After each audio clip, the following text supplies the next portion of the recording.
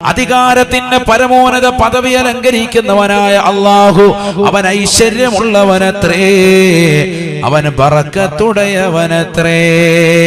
വഹുവ അലാ കുല്ലി ശൈഇൻ ഖദീർ. ഈ ലോകത്തിന്റെ സൃഷ്ടികർത്താവായ ജഗന്നിയന്താവായ പരിപാലകനാകുന്ന പടച്ചറബ് എല്ലാത്തിന്മേൽ കഴിവുള്ളവനാണ്, കഴിവുള്ളവനാണ്.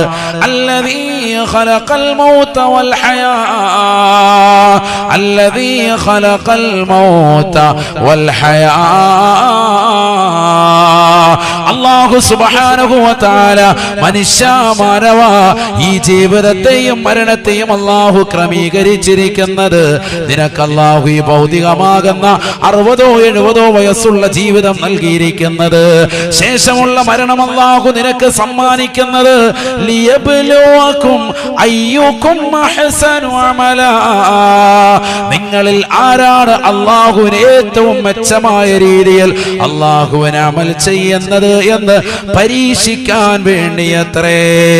പരീക്ഷണമായിട്ടാണ് അല്ലാഹു ഈ ദുനിയാവിലെ ജീവിതത്തെ പരിചയപ്പെടുത്തുന്നത്. പരീക്ഷണ അടിസ്ഥാനത്തിലാണ് അല്ലാഹു നിങ്ങൾക്ക് മരണവും നൽകിയിരിക്കുന്നത്.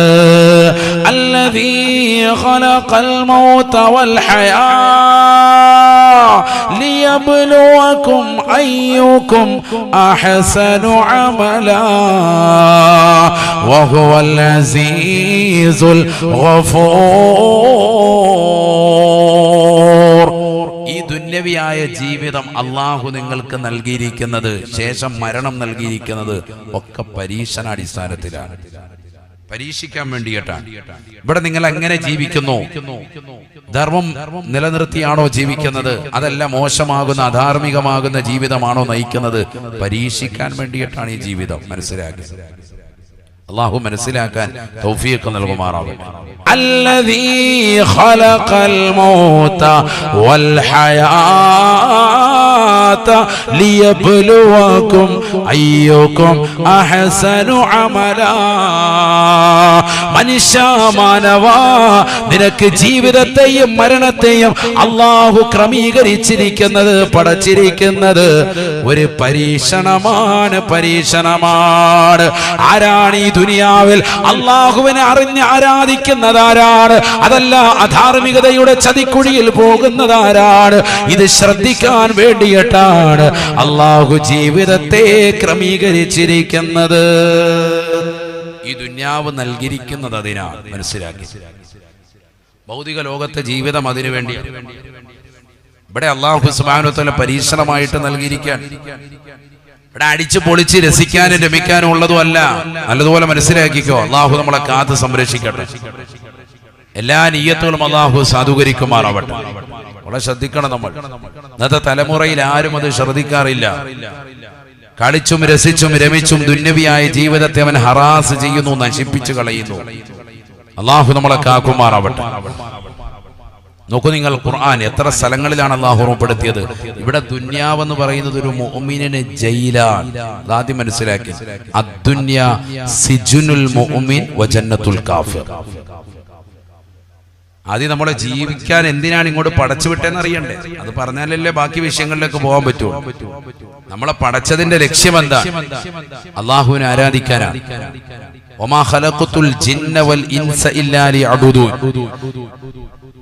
മനുഷ്യ ജിന്ന വർഗത്തെ എന്നെ ആരാധിക്കാൻ വേണ്ടി അല്ലാതെ ഞാൻ പടച്ചിട്ടില്ല. അല്ലാഹു പറയാൻ, ആരാധിക്കാനാണ് അല്ലാഹു നമ്മളെ പടച്ചത്. ആദ്യം മനസ്സിലാക്കി. അതുകൊണ്ട് തന്നെ മുഅ്മിനായ മനുഷ്യനെ സംബന്ധിച്ചിടത്തോളം ദുനിയാവ് ജയില് തന്നെയാണ്, ജയിലാണ്. എപ്പോഴും പ്രയാസങ്ങളും കെടുതികളും പ്രശ്നങ്ങളും ദുരിതങ്ങളും ബുദ്ധിമുട്ടുകളും ഒക്കെ ഈ ദുനിയാവിലുണ്ടാവും. അതിൽ നമ്മൾ ക്ഷമിക്കണം. അല്ലാഹു തൗഫീഖ് നൽകട്ടെ. ജയിലാകുമ്പോ ജയിലിൽ അറിയാം, ജയിലിൽ പ്രത്യേക യൂണിഫോമാണ്. ആണോ അല്ലേ? നമുക്ക് ഇഷ്ടമുള്ളത് ധരിക്കാൻ പറ്റൂല. ദുനിയാവ് ജയിലാന്ന് പറഞ്ഞാൽ ഇവിടെ നമ്മൾ ധരിക്കുന്ന വസ്ത്രം നമ്മൾ ശ്രദ്ധിക്കണം. നമ്മുടെ വസ്ത്രവിധാനം ശ്രദ്ധിക്കേണ്ടതാണ്. മോശപ്പെട്ട രീതിയിലേക്ക് പോകാൻ പാടില്ല. അല്ലാഹു നമ്മളെ കാത്തു സംരക്ഷിക്കുമാറാവട്ടെ. ഖുർആനും ഹദീസും എങ്ങനെ പറഞ്ഞോ ആ നിലക്കുള്ള വസ്ത്രവിധാനം തന്നെ പുരുഷനും വരണം, സ്ത്രീക്കും വരണം. ഒരു ജയിലിലാകുമ്പോ കഴിക്കേണ്ട ആഹാരം നിശ്ചയിച്ചിട്ടുണ്ട്. ആ ആഹാരമല്ലാതെ വേറെ ഒന്നും കിട്ടൂല. നിശ്ചയമാകുന്ന കറക്റ്റ് ഇന്ന ഭക്ഷണങ്ങൾ ക്രമീകരിച്ചു പോകുന്നുണ്ട്. ആഹാരം തന്നെ കഴിക്കാൻ പറ്റുള്ളൂ. ഇവിടെ ഹലാലായ ഭക്ഷണമേ നമുക്ക് അനുവദിക്കുകയുള്ളൂ. ഹറാമത് കഴിക്കാൻ പറ്റൂല. പലിശയുമായി ബന്ധപ്പെട്ട ജീവിതം നയിക്കാൻ പറ്റൂല. നമുക്കിഷ്ടപ്പെട്ടതാകുന്ന വസ്ത്രം ധരിച്ചുകൊണ്ട് നടക്കാൻ പറ്റൂല. അതൊക്കെ ഉണ്ട്. قال رسول الله صلى الله عليه وسلم നബിയുനാ റസൂലുള്ളാഹി സ്വല്ലല്ലാഹു അലൈഹി വസല്ലമ തങ്ങൾ ഉറപ്പെടുത്തുകയാണ്, അൽ മർഅതു കുല്ലുഹാ ഔറാ ഇദാ ഖറജത് ഇസ്തശറഫഹ ശൈത്താൻ. ഒരു പെണ്ണ് ശരീരം മുഴുവനും നഗ്നതയാണ് സഹാബ. അവൾ പെണ്ണ് ശരീരത്തിന്റെ നഗ്നതകൾ മറയ്ക്കാതെ പുറത്തിറങ്ങിയാൽ പിശാച് അവളിലേക്ക് ജനങ്ങളെ വെളിവാക്കുമേ എന്ന് നബിയുനാ ശഫീഉനാ റസൂലുള്ളാഹി. ശരീരം മുഴുവനും നഗ്നതയാണ്. അന്യരാകുന്ന പരപുരുഷന്മാരിൽ നിന്ന് ഒരു പെണ്ണ് തല മുതൽ കാലിന്റെ നഖം വരെ മറച്ചിരിക്കണം. അള്ളാഹു മനസ്സിലാക്കാൻ തൗഫീഖ് നൽകട്ടെ. അന്യരിൽ നിന്ന് ശരിക്കും മനസ്സിലാക്കണം, ഞാൻ പറയുന്നത് ശരിക്കും മനസ്സിലാക്കണം. അന്യരായ ഒരു വ്യക്തിയിൽ നിന്ന് പൂർണ്ണമായി മറ പിടിച്ചിരിക്കണം. അള്ളാഹു മനസ്സിലാക്കാൻ തൗഫീഖ് നൽകട്ടെ. അങ്ങനെ തന്നെയാണ്. ഇന്ന് പുരുഷന്റെ വസ്ത്രവിധാനം സ്ത്രീ എടുത്തു, സ്ത്രീയുടെ വസ്ത്രവിധാനം പുരുഷനെടുത്തു. ആണിപ്പോൾ. അതുകൊണ്ടെന്താ, നബി തങ്ങളുടെ ശാപം നമുക്കേറ്റി. അള്ളാഹു നമ്മളെ കാക്കുമാറാവട്ടെ. لعن رسول الله صلى الله عليه وسلم الرجل يلبس لبسة المرأة والمرأة التي تلبس لبسة الرجل. നബിയുനാ റസൂലുള്ളാഹി സ്വല്ലല്ലാഹു അലൈഹി വസല്ലമ തങ്ങൾ ശപിച്ചുവത്രേ. എന്താണ് ഈ പറയുന്നത്? കാരുണ്യത്തിന്റെ കേദാരമാകുന്ന പരിശുദ്ധ പ്രവാചകർ കാരുണ്യത്തിന്റെ കരസ്പർശം കൊണ്ട് മാലോകരുടെ മനതലങ്ങളെ മദീനയിലേക്ക് മാടി വിളിച്ച ഹബീബ് മുഹമ്മദ് മുസ്തഫ സല്ലല്ലാഹു അലൈഹി വസല്ലമ തങ്ങൾ അവിടുത്തെ ശറഫാക്കപ്പെട്ട നാവിലൂടെ ഇന്ന് വരെ ഒരാളെയും ശപിച്ചിട്ടില്ല. ഒരു കളവ് പറയുകയോ കളവ് ചിന്തിക്കുകയോ ചെയ്തിട്ടില്ല.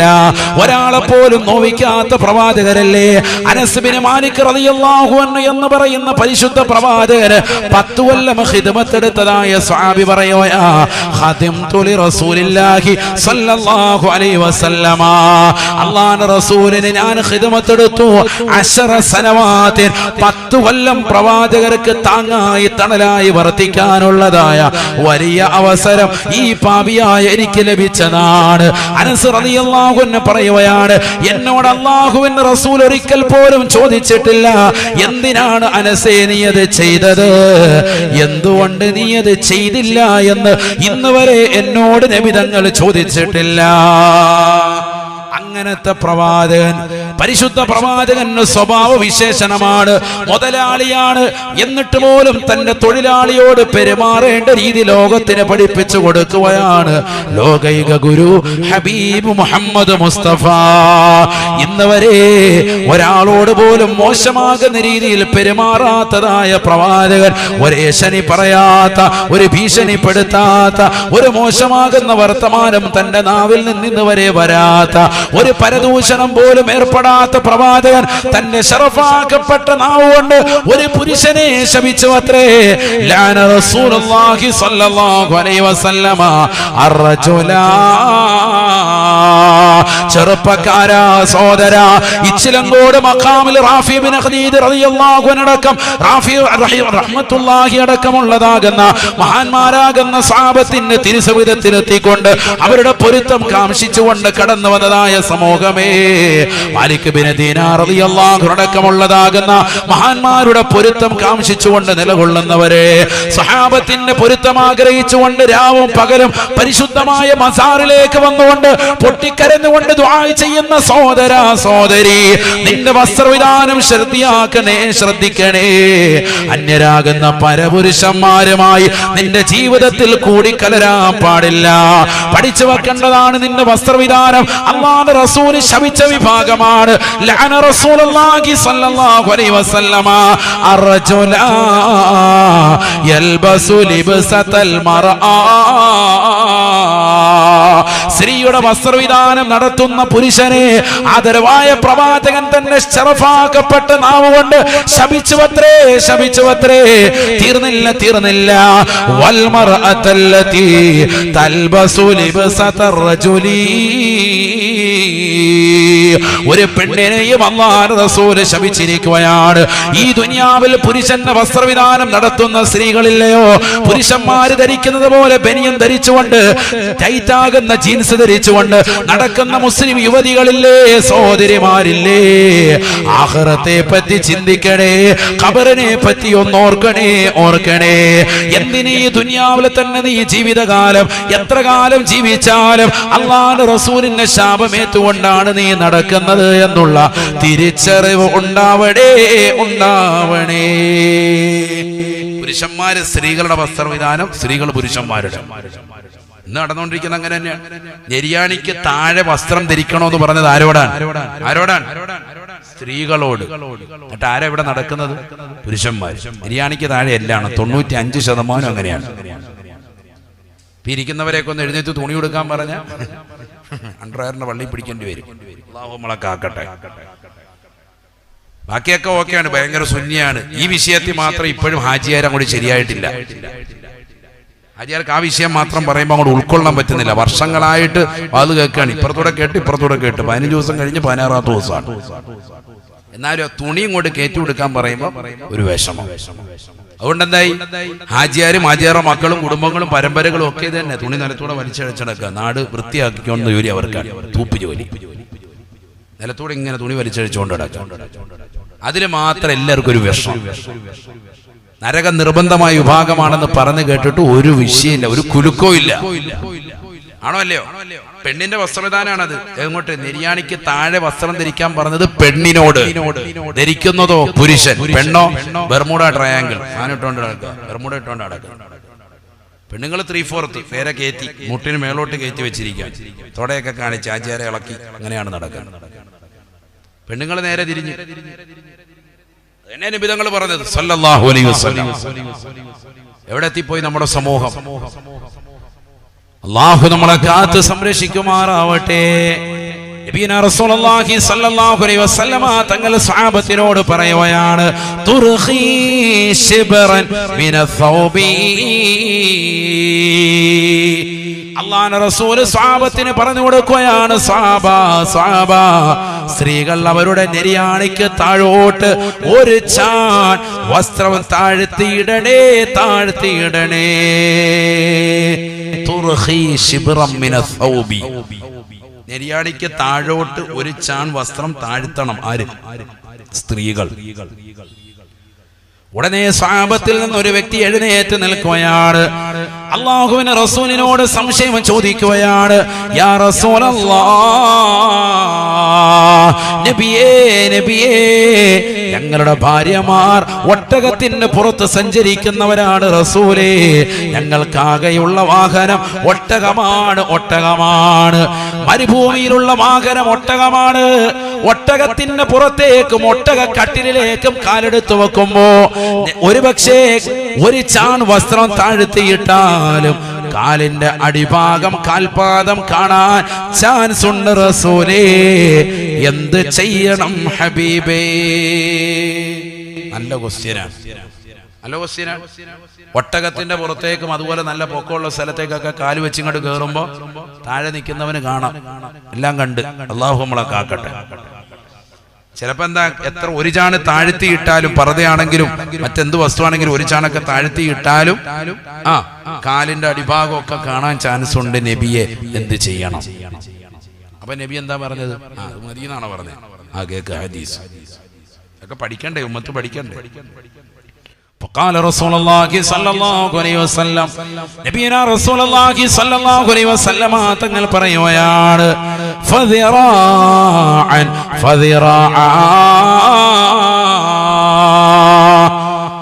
ഒരു ചാൺവസ്ത്രം താഴ്ത്തിയിട്ടാലും അന്യരാകുന്ന പരപുരുഷന്മാര് ഒട്ടകത്തിന്റെ പുറത്തേക്കോ ഒട്ടക കട്ടിലേക്കോ കയറുമ്പോ നിന്റെ ശരീരത്തിന്റെ നഗ്നതകൾ അഥവാ കാലിന്റെ താഴ്ഭാഗം കാണാൻ ചാൻസ് ഉണ്ടെങ്കിൽ ആ തൊലി വെളുപ്പ് പോലും മറ്റുള്ളവരെ കാണിക്കാൻ പാടില്ല.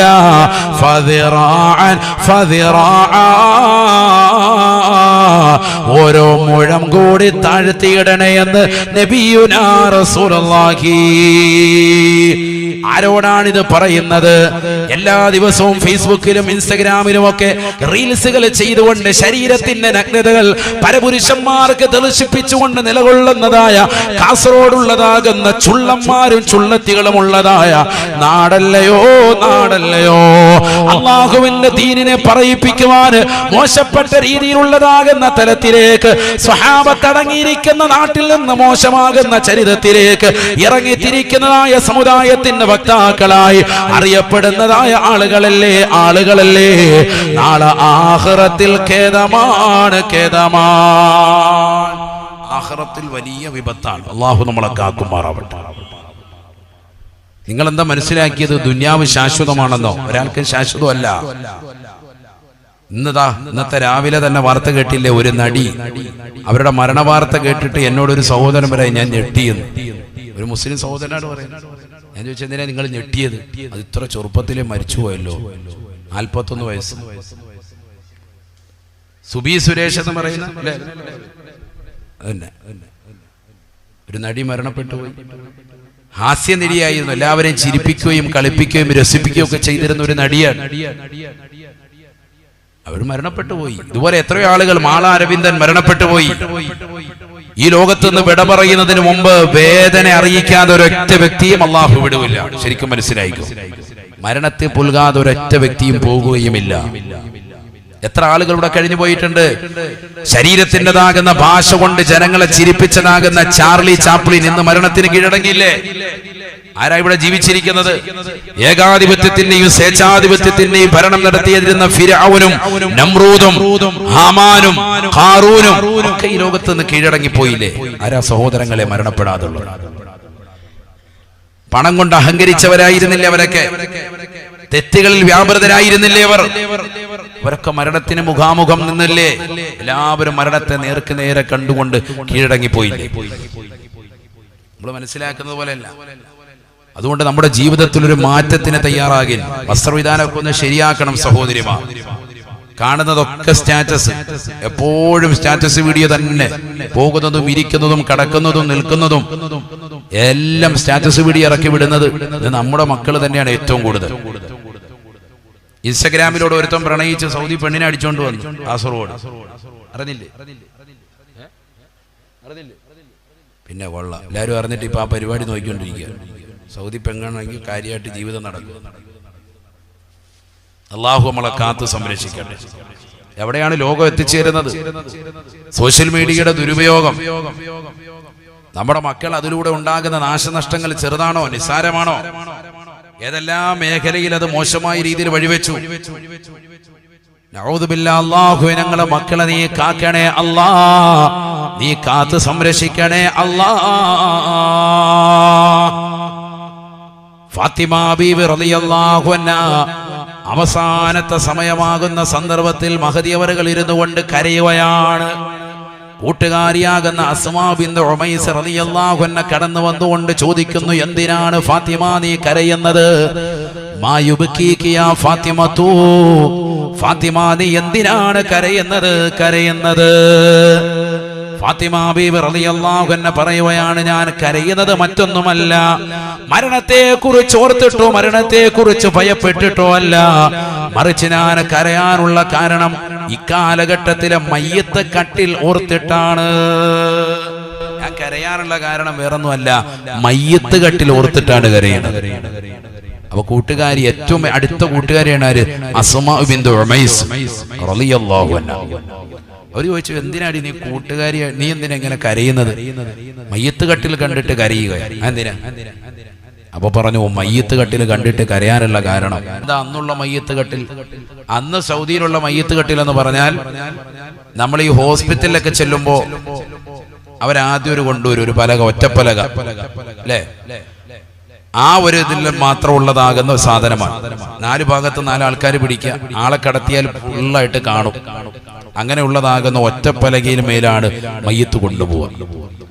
അത് ഓർത്തിട്ടാണ് ഞാൻ കരയുന്നത്. ഫാത്തിമ ബീവി റളിയല്ലാഹു അൻഹ പറയാൻ, എന്തുകൊണ്ട് ഈ മയ്യത്ത് കട്ടിൽ കടത്തിയിട്ട് പോകുന്ന സമയത്ത് എന്റെ ശരീരത്തിന്റെ നഗ്നതകൾ പരപുരുഷന്മാര് കാണാൻ ചാൻസ് ഉണ്ട്. നഗ്നത എന്നുകൊണ്ട് ഉദ്ദേശിക്കുന്ന ഏതാ? 3 തുണി കൊണ്ട് മറച്ച്, തലയും മറച്ച്, കയ്യും കാലും മറച്ചിട്ടാണെങ്കിലും ഫാത്തിമ ബീവിക്ക് നീളം ഇത്ര, വണ്ണം ഇത്ര ഉണ്ടായിരുന്നു എന്ന് സഹാബത്ത് കാണും. അതോർത്തിട്ടാണ് ഞാൻ കരയുന്നത്. ചിന്തിക്കണം. ആള് മരിച്ചതിന് ശേഷം വഫാത്തായവരുടെ കബറടക്കാൻ വേണ്ടി മയ്യത്ത് കട്ടിൽ വെച്ചിട്ട് സ്വഹാബത്താണല്ലോ ആളുകൾ കൊണ്ടുപോകും. അങ്ങനെ കൊണ്ടുപോകുമ്പോൾ ഈ ഒറ്റപ്പലകയുടെ മുകളിൽ വെച്ചിട്ട് ഇങ്ങനെ കൊണ്ടുപോകുമ്പോൾ ആളുകൾ ജസ്റ്റ് എന്തായാലും നോക്കും, നബിയുടെ മോളല്ലേ. നോക്കുന്ന സമയത്ത് ഒരു തുണിയൊക്കെ ഇട്ട് ഫുള്ളായിട്ട് മൂടിയിട്ടുണ്ടെങ്കിൽ പോലും നബിയുടെ മകൾക്ക് ഇത്ര നീളം ഉണ്ടായിരുന്നു കേട്ടാ, അവളുടെ വണ്ണം ഇത്രയായിരുന്നു എന്നൊരു കണക്കുകൂട്ടൽ വരാൻ ചാൻസ് ഉണ്ട്. അതെനിക്ക് വല്ലാതെ വിഷമം ഉണ്ടാക്കുന്നുണ്ട്. എത്രയാണ് അവരുടെ ചിന്ത? എന്താണ് അവരുടെ ചിന്ത? ചിന്തിച്ചു നോക്ക്. നമ്മളാണെങ്കിൽ ശരീരത്തിന്റെ ആകാര സൗഷ്ഠവും അംഗലാവണ്യവും ഒക്കെ പുറത്ത് കാണിക്കാൻ വേണ്ടി വെമ്പൽ കൊണ്ട് നടക്കാൻ. അള്ളാഹു നമ്മളെ കാക്കുമാറാവട്ടെ. എങ്ങനെ നമുക്ക് കാണിക്കാം, അതിനെക്കുറിച്ചുള്ള പുതിയ പഠനങ്ങൾ നോക്കിക്കൊണ്ടിരിക്കാം. എങ്ങനെ ഒരു അന്യപുരുഷനെ തന്നിലേക്ക് ആകർഷിപ്പിക്കാം, അതിന്റെ ചിന്തയിലാണ് ഇന്നത്തെ തലമുറ. അള്ളാഹു നമ്മളെ കാത്തു സംരക്ഷിക്കട്ടെ. പ്രവാചകർ വഫാത്തിന്റെ വേളയിൽ തന്റെ പ്രിയപ്പെട്ട മകളാകുന്ന ഫാത്തിമ ബീവി റളിയല്ലാഹു അൻഹയെ വിളിച്ചുകൊണ്ട് 2 കാര്യങ്ങൾ പറഞ്ഞതിൽ ഒന്നാണ് പറഞ്ഞത്, അടുത്തത് എന്റെ കുടുംബത്തിൽ നിന്ന് മരണപ്പെടുന്നത് നീയാണ്. ആദ്യമായി എന്നിലേക്ക് മരണപ്പെട്ടു വരുന്നത് ഫാത്തിമ, നീ തന്നെയാണ്. അന്ന് ബഹദിയാകുന്ന ഫാത്തിമ ബീവി റളിയല്ലാഹു അൻഹ പുഞ്ചിരിച്ച സംഭവം നമുക്കറിയാം.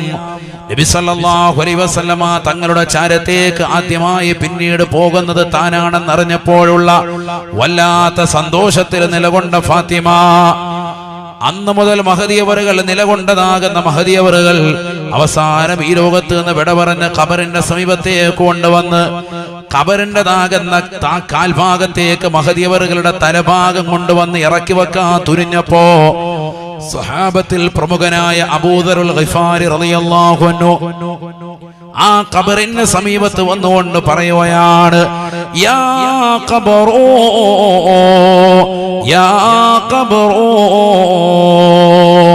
അതദ്രി മനില്ലതി ജഅനാ ബിഹാ ഇലൈക. അല്ലയോ ഖബറേ, ആരെയാണ് നിന്നിലേക്ക് ഞങ്ങൾ ഇറക്കി വെക്കുന്നത് എന്ന് നിനക്കറിയുമോ ഖബറേ? അദീ ബിൻതി റസൂലില്ലാഹി സ്വല്ലല്ലാഹു അലൈഹി വസല്ലം, ഹബീബായ റസൂലുള്ളാഹി സ്വല്ലല്ലാഹു അലൈഹി വസല്ലമ തങ്ങളുടെ പ്രിയപ്പെട്ട മകളാണ്. തീർന്നില്ല. വസൗജതു അലി, പോർക്കളത്തിൽ രണഭൂമിയിൽ ശത്രുക്കളുടെ തല കൊയ്തെടുക്കാൻ വേണ്ടി ഏറ്റവും കൂടുതൽ താല്പര്യത്തോടുകൂടി വിശുദ്ധമായ ഇസ്ലാമിൽ ധർമ്മസമരത്തിന് വിപ്ലവത്തിന് കാതോർത്തുകൊണ്ട് നിലകൊണ്ടതായ അലി റളിയല്ലാഹു അൻഹുവിന്റെ പ്രിയപ്പെട്ട ഭാര്യയാണ്. വഉമ്മുൽ ഹസനി വൽ ഹുസൈൻ, ഹസൻ ഹുസൈൻ റളിയല്ലാഹു അൻഹുമാ എന്ന് പറയുന്ന പരിശുദ്ധ പ്രവാചകർക്ക് ഏറ്റവും ഇഷ്ടപ്പെട്ടതാകുന്ന പ്രവാചകന്റെ പേരക്കിടാങ്ങളാണ്. നബിതങ്ങൾ സുന്നത്ത് നമസ്കരിക്കുന്ന വേളകളിലും ഫർദ് നമസ്കരിക്കുന്ന വേളകളിലും ആ പ്രവാചകന്റെ തലയിൽ കയറി കുതിര കളിച്ചുകൊണ്ട് നിലകൊണ്ടതാകുന്ന മക്കൾ കളിച്ചു തീരട്ടെ എന്ന് പറഞ്ഞുകൊണ്ട് തലയിൽ അല്പനേരം കളിക്കുന്നതിന് സമ്മതം മൂളിക്കൊണ്ട് നിലകൊണ്ട് കുട്ടികളോട് കാരുണ്യത്തോടുകൂടി വർത്തിച്ചതാകുന്ന ഹബീബ് മുഹമ്മദ് മുസ്തഫ സല്ലല്ലാഹു അലൈഹി വസല്ലമ തങ്ങൾക്ക് ഏറ്റവും ഇഷ്ടപ്പെട്ടതാകുന്ന പേരക്കിടാങ്ങളാണ്. ആ പേരക്കിടാങ്ങളാകുന്ന ഹസൻ ഹുസൈൻ റളിയല്ലാഹു അൻഹുമയുടെ പ്രിയപ്പെട്ട ഉമ്മയാണ്. അതുകൊണ്ട് ഖബറേ മുത്തുനബിയുടെ മകളാകുന്ന അലിയാർ തങ്ങളുടെ ഭാര്യയാകുന്ന ഹസൻ ഹുസൈൻ റളിയല്ലാഹു അൻഹുമയുടെ ഉമ്മയാകുന്ന നിങ്ങൾ പ്രത്യേകമാകുന്ന ഈ ഉമ്മയോട് പ്രത്യേകമെന്ന കാരുണ്യത്തോടുകൂടി വർത്തിക്കണേ. ഇത് ഫാത്തിമയാണെന്ന ഖബറിനോട് പറയുമ്പോ ഫസമിഊ നിദാ സ്വഹാബത്ത് എല്ലാവരും കേൾക്കുന്ന നിലയ്ക്ക് അതിശക്തമാകുന്ന ഒരു ശബ്ദം ഒരു വല്ലാത്തൊരു ശരീര ഖബറിൽ നിന്ന് മുഴങ്ങുകയാണ്. ഇച്ചിലങ്കോടുള്ള പ്രിയപ്പെട്ട സഹോദര സഹോദരിമാരെ, കേൾക്കണേ, ഉൾക്കൊള്ളണേ, പഠിക്കണേ. ഞാനും നിങ്ങളും ഈ ദുനിയാവിൽ മോശപ്പെട്ടതാകുന്ന രീതിയിലുള്ള വസ്ത്രവിധാനം ധരിച്ച് കള്ളുകുടിച്ച് രസിച്ച് രമിച്ച് ദുനിയാവിൽ അടിച്ചു പൊളിക്കുമ്പോ ജീവിതത്തിൻ്റെതാകുന്ന സർവ്വസുഖങ്ങളും ആസ്വാദനങ്ങളും ആഖിറത്തിന് വേണ്ടി വേണ്ട എന്ന് പറഞ്ഞുകൊണ്ട് നഷ്ടപ്പെടുത്തി ദുനിസത്തിൽ മിസ്രി റളിയല്ലാഹു അൻഹാ, മഹദിയാകുന്ന ഫാത്തിമ ബീബി റളിയല്ലാഹു അൻഹാ, എല്ലാ മഹിളകളും അത്തരത്തിലുള്ളവരാണ്. എത്രത്തോളം ഫാത്തിമ ബീവിയുടെ ജീവിതം ഒന്നുകൂടി സംതൃപ്തമാണ്. അവസാനം മയ്യത്ത് കെട്ടിൽ ഓർത്തിട്ട് വരെ കരഞ്ഞവളാണ്. എന്റെ മയ്യത്ത് കെട്ടിൽ ഒറ്റ പലകയുടെ മുകളിൽ കടത്തിയാൽ അത് പല പുരുഷന്മാർ എന്റെ ശരീരത്തിൻ്റെതാകുന്ന മുഴുവൻ ഭാഗങ്ങളും 3 തുണി കഫം വിടവ് കൊണ്ട് മറച്ചിട്ട് അതിന്റെ മുകളിൽ ഒരു തുണിയിട്ട് മൂടിയിട്ട് ഒറ്റ പലകയുടെ മുകളിൽ കടത്തിയിട്ട് കൊണ്ടുപോയാലും ഫാത്തിമ ബീവിയുടെ നീളം ഇതല്ലേ, വണ്ണം ഇതല്ലേ എന്ന് പറയില്ലേ എന്ന് ചിന്തിച്ചുകൊണ്ട് ശരീരം മുഴുവനും മറയ്ക്കുന്ന നിലയ്ക്കുള്ളതാകുന്ന മയ്യത്ത് കെട്ടിൽ വേണമെന്ന് ശാഠ്യം പിടിക്കുകയും അത്തരത്തിലുള്ള മയ്യത്ത് കെട്ടിൽ എത്യോപ്യയിൽ നിന്ന് വരുത്തുകയും അതിന്റെ മുകളിൽ തുണിയിട്ട് മൂടണമെന്ന് നിർബന്ധം പിടിക്കുകയും ഞാൻ പകല് മരിച്ചാൽ രാത്രി അടക്കണമെന്ന് നിർബന്ധം വെക്കുകയും ആ രാത്രിയുടെ ഇരുളിൽ ഒരാൾ പോലും കാണാതിരിക്കുന്ന സമയത്ത് തന്നെ എന്റെ മയ്യത്ത് അടക്കുന്ന സമയത്ത് പോലും അതിന്റെ മുകളിൽ ഒരു തുണി പിടിക്കണമെന്ന് ശാഠ്യം പിടിക്കുകയും നിർബന്ധം പിടിക്കുകയും ചെയ്ത ബീവി ഫാത്തിമ റളിയല്ലാഹു അൻഹാ. പഠിച്ചു വെക്കണേ സഹോദരിമാരെ, നമുക്ക് മാതൃക ഫാത്തിമയാണ്, നമുക്ക് മാതൃക ഹണി റോസ് അല്ല, സിനിമാ നടിമാരല്ല, സിനിമാ താരങ്ങളല്ല, സീരിയൽ താരങ്ങളല്ല, ടിക്ടോക്ക് താരങ്ങളല്ല. നമുക്ക് മാതൃക ബീവി ഫാത്തിമയാണ്. അവരോടൊപ്പം സ്വർഗത്തിലെത്താനാണ് നാം പരിശ്രമിക്കേണ്ടത്. സ്വർഗീയ സ്ത്രീകളുടെ നേതൃപടവം അലങ്കരിക്കാൻ അവർക്കല്ലാതെ യോഗ്യത മറ്റാർക്കാണ്? അതുകൊണ്ടാണ് അവർ സ്വർഗീയ സ്ത്രീകളുടെ നേതൃത്വത്തിലേക്ക് എത്തിയത്. മയ്യത്ത് കെട്ടിൽ പോലും സൂക്ഷ്മതയിൽ കൊണ്ടുപോയവരാണ്. നമുക്ക് ജീവിച്ചിരിക്കുമ്പോൾ തന്നെ സൂക്ഷ്മതയില്ല. പൊക്കിൾ കൊടിയ ശരീരത്തിന്റെ നഗ്നതയും ഒക്കെ തുറന്നു കാണിക്കാൻ വേണ്ടി വെമ്പൽ കൊള്ളാൻ. അള്ളാഹു നമ്മളെ കാത്തു സംരക്ഷിക്കട്ടെ. അള്ളാഹു നമ്മളെ കാത്തു സംരക്ഷിക്കട്ടെ. അതിന് ഏറ്റവും എല്ലാവർക്കും ഉപയുക്തമായ ഒരു ടൈമാണ് കല്യാണം. അള്ളാഹു നമ്മളെ കാത്തു സംരക്ഷിക്കട്ടെ.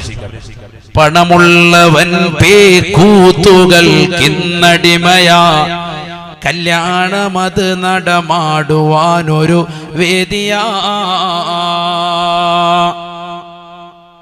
പണമുള്ളവൻ പേക്കൂത്തുകൾ കിന്നടിമയാ, കല്യാണമത് നടമാടുവാൻ ഇന്നൊരു വേദിയാ. സദ്യക്ക് സമയം എത്തിയാൽ കേൾക്കുന്നതാ, വിഭവങ്ങളെല്ലാം പലതരം ഇവിടുള്ളതാ. ബിരിയാണി വേണ്ടവർ പോകണേ തെക്കോട്ട്, നെയ്ച്ചോറിനാഗ്രഹമുള്ളവർ വടക്കോട്ട്. വെറും ചോറും കറിയും പ്രഥമനും കിഴക്കോട്ട്, പോകേണ്ടതാണ് കൈ കഴുകുവാൻ താഴോട്ട്. ആർക്കെവിടെയും കടക്കാം, നോക്കാം, രസിക്കാം, സ്ത്രീകൾക്ക് സ്വർഗം തന്നെയായി കണക്കാക്കാം.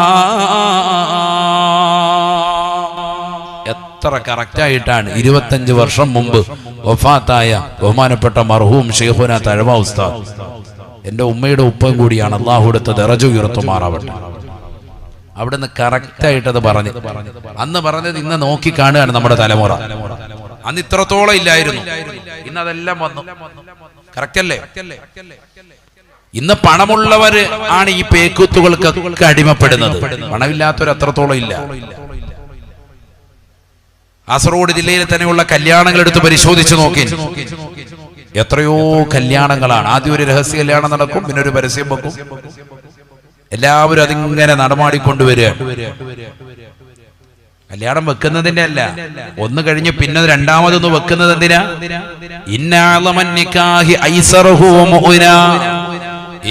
ഏറ്റവും നല്ല നിക്കാഹ് നബി സല്ലല്ലാഹു അലൈഹി വസല്ലമ തങ്ങൾ പറഞ്ഞു, ചെലവ് ചുരുക്കിയിട്ടുള്ള നിക്കാഹാണെന്ന് നബിയുനാ റസൂലുള്ളാഹി. ഏറ്റവും ബറക്കത്ത് ആഗ്രഹിക്കുന്നവരാണ് സുന്നികൾ നമ്മൾ. എന്നിട്ട് നമ്മുടെ ഭാഗത്ത് നിന്ന് തന്നെ അത്തരത്തിലുള്ള തെറ്റ് വരാൻ പറ്റും. ഏറ്റവും ബറക്കത്തുള്ള നിക്കാഹ് ഏതാണ്? ചെലവ് ചുരുങ്ങിയ ഏറ്റവും നല്ല രീതിയിലുള്ള നിക്കാഹ്. കോവിഡ് ഒക്കെ വന്നപ്പോൾ ചില സ്ഥലങ്ങളിൽ അങ്ങനെ നടന്നിരുന്നു. ഒരല്പസ്വല്പം ഇളവുകൾ പ്രഖ്യാപിച്ചപ്പോൾ വീണ്ടും തുടങ്ങി അതിനേക്കാൾ ഭീകരമായി. നമ്മളോർത്ത് ഇനിയെങ്കിലും നന്നാവുമെന്ന്, കുറഞ്ഞ ആളുകളെ കൊണ്ട് നിക്കാഹ് നടത്താൻ സാധിക്കുമെന്ന് ആ കാലയളവ് നമ്മളെ പഠിപ്പിച്ചു. പലരും പറഞ്ഞു കല്യാണമൊന്നും അങ്ങനെ നടത്താനേ പറ്റൂല, പിണക്കമാവും, ഇണക്കത്തിലിരിക്കുന്നവര് തെന്നിപ്പോകുന്നു. ഒന്നുമില്ല. കോവിഡ് വന്നപ്പോൾ ഇച്ഛാ കല്യാണത്തിന് വരണമെന്ന് പറഞ്ഞാലും ഹാജിയാർ പുറത്തിറങ്ങുന്നില്ല. 3 മാസ്ക് വെച്ച് ഒട്ടിച്ചു വെച്ചിരിക്കുക, പേടിച്ചിട്ട് മയ്യത്താവും. കല്യാണത്തിന് ഞാനില്ല, അമ്മക്ക് നെയ്ച്ചോറ് വേണ്ട മോനെ, കുഴിമന്തി ഞാനിവിടെ കഴിച്ചോളാം, ഇല്ലെങ്കിൽ എനിക്ക് വേണ്ടി കുഴി മാന്തേണ്ടി വരും. അതുകൊണ്ട് എന്താ ഹാജിയാർ ഒറ്റ കല്യാണത്തിന് പോകുന്നില്ല, പേടിച്ചിട്ട് വീട്ടിയിരുന്നു. ഇപ്പൊ ഹാജിയാർ ഫ്രണ്ട് സഫിലെത്തി, വേഗം തന്നെ കുഴിമന്തി എടുത്തോ, നീ അന്ന് പറഞ്ഞ കുഴിമന്തിയില്ലേ, വേഗം കൊണ്ടുപോടാ എന്ന് പറയുന്നത്. അതാണ് ഇപ്പോഴത്തെ അവസ്ഥ. പല മോഡലായി. അതാ തഴോസാദ് പറഞ്ഞത്, ബിരിയാണി വേണ്ടവർ പോകണേ തെക്കോട്ട്, നെയ്ച്ചോറിനാഗ്രഹമുള്ളവർ വടക്കോട്ട്, വെറുംചോറും കറിയും പ്രഥമനും കിഴക്കോട്ട്, പോകേണ്ടതാണേ കൈ കഴുകുവാൻ താഴോട്ട്. എല്ലാ സിസ്റ്റം ആയിട്ടുണ്ട്. ഹരിയാരെ വെറുംചോറാണോ? അവിടെ അല്ല, ഇപ്പുറത്തെ വളം വേട്ട, ഈ സൈഡിൽ ഇരിക്കണം, ഇവിടെ ഇരിക്കണം. ഹരിയാര് ബിരിയാണി മോഹിച്ചു പോയതാണ്. അവിടെ ചെന്നപ്പോ അത് വെറുംചോറായിരുന്നു ആ ഭാഗം. പിന്നെ ഉടനെ പിന്നെ സൂഫിസം പറഞ്ഞേച്ച്, ഞാനും ബിരിയാണി ഇപ്പൊ കഴിക്കത്തില്ല, വെറുംചോറാണ്. സംഭവം പെട്ടതാണ്, ആ ഭാഗത്ത് പോയിരുന്നു. അങ്ങനെയുണ്ട് ചിലപ്പോൾ. വെറുംചോറ് വിളമ്പുന്ന ഏരിയ ആയിരുന്നു. പിന്നെ മൂപ്പര് അവിടെ നിന്ന് എഴുന്നേക്കാൻ ഒരു മടി. എല്ലാം ഓരോ സെക്ഷനായിട്ട് തിരിച്ചു. ഇതൊക്കെ പൈസ ഉള്ളവരുടേതാകുന്ന ഹുങ്ക് കാണിക്കലാണ്. അതാണ് ഇപ്പോൾ ഉണ്ടാകുന്നത്. പൈസ ഉണ്ടെന്നുള്ളത് മറ്റുള്ളവരുടെ മുന്നിൽ പത്രാസ് കാണിക്കണമെങ്കിൽ സ്വന്തം മകന്റെയോ മകളുടെയൊക്കെ വിവാഹം വരണം. അപ്പോഴാണ് അത് ദൂർത്തടിച്ചിട്ട് ഞാൻ ഇത്രയും കാശുകാരനെന്ന് അറിയിക്കാം. ഒരാള് കല്യാണം നടത്തി 100 പവൻ കൊടുത്തു, എന്നാൽ എനിക്ക് 200 പവൻ കൊടുക്കണം. ആ ചിന്തയിലാണ് അയൽവക്കത്തുള്ളവർ. അതിനുവേണ്ടി എന്തിനു മത്സരിക്കാൻ? കോടിക്കണക്കിന് രൂപ ലോൺ എടുത്തിട്ട് പ്രയാസപ്പെട്ടാലും പിന്നീട് ബുദ്ധിമുട്ടായാലും കുഴപ്പമില്ല, അന്നത്തെ കല്യാണം പൊടി പൊടിക്കണം. അതാണ് ഉദ്ദേശം. ലക്ഷക്കണക്കിന് രൂപയാണ് അതിനുവേണ്ടി പൊടി പൊടിക്കുന്നത്. വിവിധങ്ങളാകുന്ന ഡ്രസ് കോഡുകൾ. എത്ര കല്യാണങ്ങളാണ് ഒരു ദിവസമാണോ? മഞ്ഞ കല്യാണം, പച്ച കല്യാണം, ചുവപ്പ്, അത് ഇതും പല നിറത്തിലിട്ടിരിക്കുകയാണ്. ആ നിറത്തിലിടുക മാത്രമല്ല, ആ ദിവസം ആ നിറമുള്ള ഡ്രസ്സുകളാണ് എല്ലാവരും ധരിക്കുന്നത്. നാട്ടുകാർക്ക് ഇട്ട് കൊടുക്കാൻ വന്ന് കുടുംബക്കാരൊക്കെ മാറി ഇപ്പൊ നാട്ടുകാർക്ക് കൂടെ ആ ഡ്രസ്സ് ഇട്ടുകൊണ്ടേ വരാവുള്ളൂ എന്നാണ് നിർദ്ദേശം. എന്താണ് ഈ സമൂഹം? എവിടെ എപ്പോഴാണ് ഇനി നന്നാവുക? ഇനി ഏത് വാതുകെട്ടാണ് നിങ്ങൾ റെഡിയാവുക? അള്ളാഹു നമ്മളെ കാത്ത് സംരക്ഷിക്കട്ടെ. ആഖിറത്തെ പറ്റി ഒരു ചിന്തയില്ല, പരലോകത്തെ പറ്റി ഒരു ചിന്തയുമില്ല. നഊദു ബില്ലാഹ്. ബിസ്മില്ലാഹിർ റഹ്മാനിർ റഹീം. യാ അയ്യുഹല്ലദീന ആമനൂ ഖൂ അൻഫുസകും വഅഹ്ലീകും നാറാ وقودها الناس والحجارة عليها ملائكة غلاظ شداد لا يعصون الله ما أمرهم ويفعلون ما يؤمرون. റസൂലുള്ളാഹി സ്വല്ലല്ലാഹു അലൈഹി വസല്ലമ തങ്ങൾ വിശുദ്ധമായ ഖുർആൻ ഓതിക്കൊണ്ട് ഓർമ്മപ്പെടുത്തുകയാണ്. അല്ലയോ സത്യവിശ്വാസികളെ, സത്യവിശ്വാസികളെ, ഖൂ അൻഫുസകും വഅഹ്ലീകും നാറാ, നിങ്ങൾ നിങ്ങളുടെ സ്വന്തത്തെയും നിങ്ങളുടെ കുടുംബത്തെയും കത്തിച്ചൊലിക്കുന്നതായ നരകത്തെ തൊട്ട് സൂക്ഷിക്കാൻ മുന്നറിയിപ്പ് നൽകണേ എന്ന് വിശുദ്ധമായ ഖുർആൻ. മനുഷ്യ, നീ നിന്നെ മാത്രം സംരക്ഷിച്ചാൽ പോരാ, നിന്റെ ഭാര്യയെ നോക്കണേ, നിന്റെ മാതാപിതാക്കളെ സൂക്ഷിക്കണേ, നിന്റെ മക്കളെ നോക്കണേ, മരുമക്കളെ ശ്രദ്ധിക്കണേ, നിന്റെ പേരക്കുട്ടാങ്ങളെയും കുട്ടികളെയും നീ പ്രത്യേകമായി ശ്രദ്ധിക്കണേ. ഒരാളെയും നരകത്തിലേക്ക് ഇടുന്നതാകുന്ന അവസ്ഥ നിന്റെ ജീവിതത്തിൽ വരരുതേ എന്ന് വിശുദ്ധമായ ഖുർആൻ. എല്ലാവരെയും നരകത്തെ തൊട്ട് കാക്കണം. അതിനുവേണ്ടി പരിശ്രമിക്കണം. അവരുടെ ജീവിത രീതി ശ്രദ്ധിക്കണം, വസ്ത്രവിധാനം ശ്രദ്ധിക്കണം, അവരുടേതാകുന്ന സാമ്പത്തിക ക്രമങ്ങൾ ശ്രദ്ധിക്കണം. സമ്പത്ത് കൂടുമ്പോഴാണ് ഈ വിഷയങ്ങളൊക്കെ ഉണ്ടാകുന്നത്. മനുഷ്യൻ അഹങ്കാരത്തിലേക്ക് പോകുന്നത്. അവസാന കാലമാകും അതുണ്ടാകും. നബീന റസൂലുള്ളാഹി സ്വല്ലല്ലാഹു അലൈഹി വസല്ലം